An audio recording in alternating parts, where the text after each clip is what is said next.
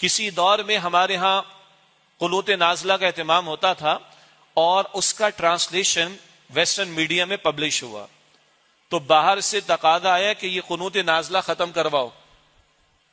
ان کو بھی ڈر ہے کہ مسلمانوں کی دعائیں قبول ہو گئی تو ہمارا بیڑا غرق نہ ہو جائے، اتنا ڈر تو شاید ہے ان کو۔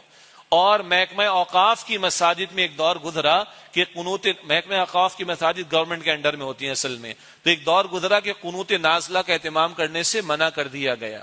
کبھی سعودی عرب میں یہ جو یہود غاصبین ظالمین کے لیے دعائیں ہوتی، بلکہ بد دعائیں ہوتی تھیں حرمین شریفین میں، اس کو بھی روکا گیا۔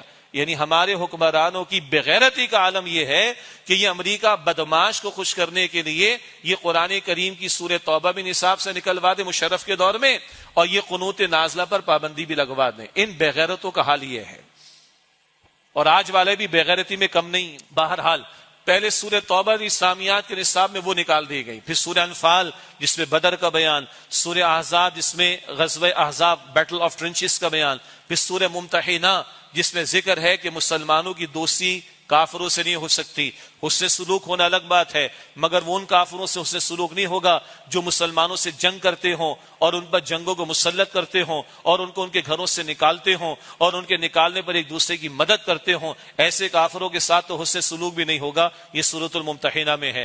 اتنا تو انہوں نے بھی پڑھ رکھا ہے کافروں نے۔ مسلمان بچوں کو اگر اسلامیات میں سورہ انفال، بدر کا بیان، سورہ احزاب بیٹل آف ٹرنچز پڑھا دی گئی، اور اگر سورہ ممتحنہ کفار کے بارے میں کیا رویے ہونے چاہیے، اور سورہ توبہ میں مشن محمد مصطفیٰ علیہ السلام کو پڑھا دیا گیا، تو یہ مسلمان تو بچے تو مجاہدانہ تربیت کے ساتھ پرمان چڑھیں گے۔ تو امریکہ بدماش کے کہنے پر ہمارے جنرل مشرف نے ماضی میں یہ صورتیں اسلامیات سے نکلوائیں، اور اب اسلامیات کے سلیبس میں گنتی کی 25 آیات رہ گئی میٹرک کے سلیبس میں ہمارے صوبے سندھ میں، گنتی کی 25 آیات، وہ بھی رٹا لگا کے بچے پاس تو کر لیتے، مگر کیا تربیت ہو رہی؟ کچھ نہیں۔ بچوں کی کیا بات کریں، بڑوں کو نہیں پتا۔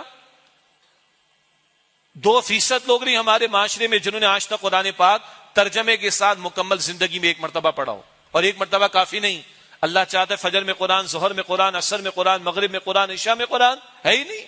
ہاں، غزہ کے بچے، شہید ہونے والے بچے جب وہ زخمی ہوتے تو وہ قرآن سنا دیتے ہیں، وہ غزہ کی بچیاں قرآن سنا دیتی، وہ جن کے ٹانگوں کے آپریشن ہو رہے ہیں، جن کے شاید آکسیجن اویلیبل نہیں، انیستھیسیا پاسبل نہیں، وہ قرآن کی تلاوت کرتے ان کا آپریشن ہو رہا ہوتا ہے۔ وہ ہمیں غیرت دلا رہے ہیں، یہ امت جو بغیرت ہو چکی ہے اس کو غیرت دلا رہے ہیں۔ قرآن اٹھاتا ہے بندے کو، قرآن ایمان کی دولت دیتا ہے، قرآن کھڑا کرتا ہے بندے کو، مگر آج تو امت سو رہی، بغیرت بنی ہوئی امت آج، عظیم اکثریت اس کی، عظیم اکثریت۔ اور وہ بچے اور بچیاں قرآن ہمیں اٹھا کر دکھا رہے ہیں یا قرآن کی تلاوت کر کے سنا رہے ہیں، بم برس رہے ہیں اس کے درمیان قرآن کی تلاوت کر کے دکھا رہے ہیں، وہ غیرت دلانے کی کوشش کر رہے ہیں۔ اچھا تبصرہ کیا کسی خاتون نے سینٹ کے اندر کہ ہم نے فاتحہ پڑھ لی اپنے مسلمان بچوں کے لیے، بچیوں کے لیے، عورتوں کے لیے، بوڑھوں کے لیے۔